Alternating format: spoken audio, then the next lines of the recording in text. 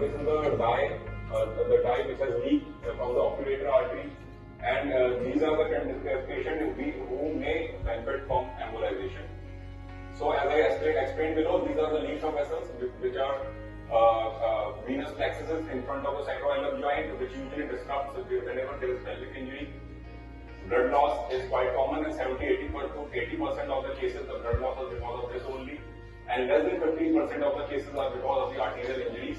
Arterial embolization can be done in the selected cases, but it has been seen that complications like nuclear necrosis, nerve palsy, gallbladder infection.